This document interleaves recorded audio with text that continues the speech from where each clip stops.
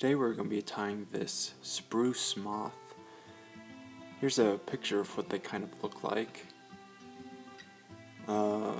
They're a tiny moth often seen in Wyoming, living in spruce trees. This is a pattern I saw Bob Jacklin tie, starting off with a size 10 wet fly hook.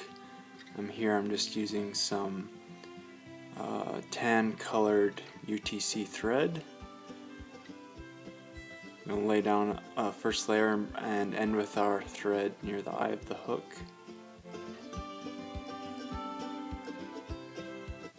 Next we're going to be using some bleached elk hair.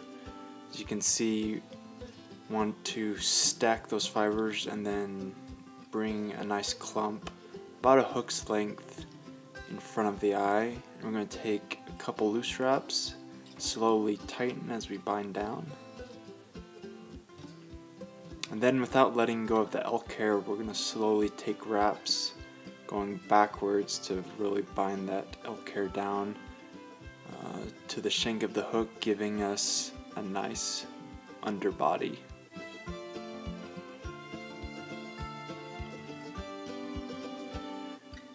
This fly isn't really a hatch. They do live in the spruce trees, but they come down to drink the water in the creek, and really starting in August and going out through late summer.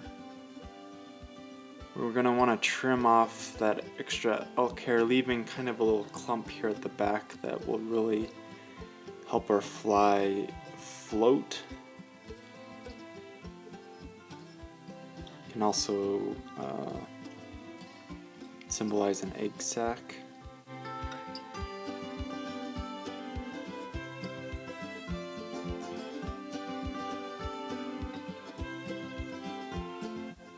Get that cleaned up here.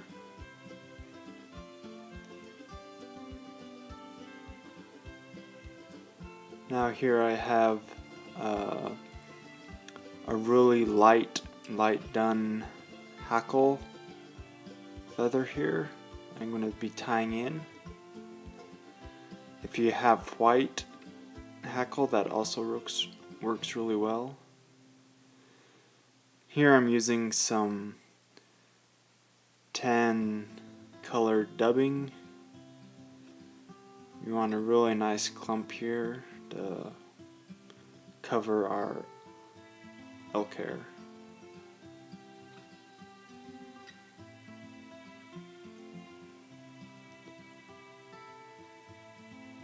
So I'm going to start putting on that dubbing, taking wraps forward.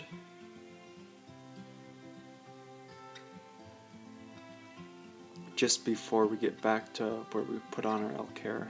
I think I just want a little more extra on here.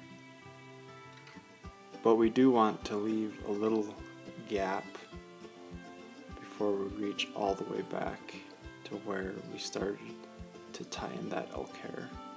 You'll see why here in just a minute. After we got that dubbing on, I'm going to take a hold of my hackle pliers and start making wraps forward.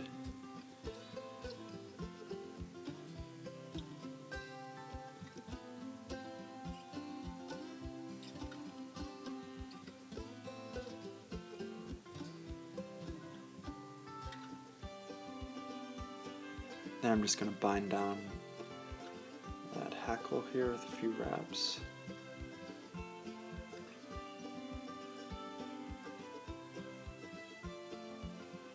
Go ahead and trim off the excess.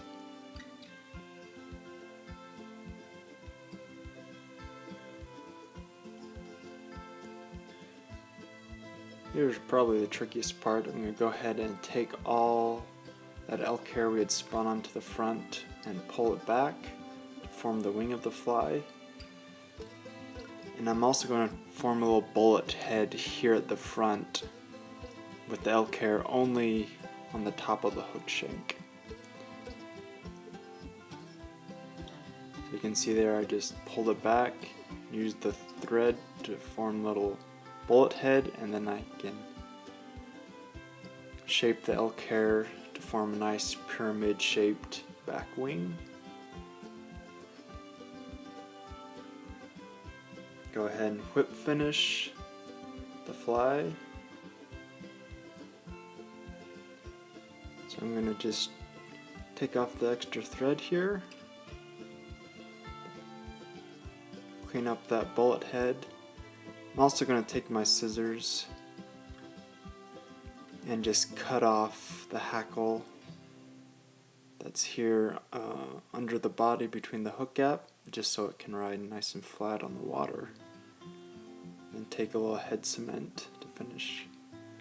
This fly works really well when you pull it and skid it across the water, because when those moths land, they're always flapping their wings. You definitely don't have to be very subtle with this fly. And here's our finished spruce moth. Hope you enjoy.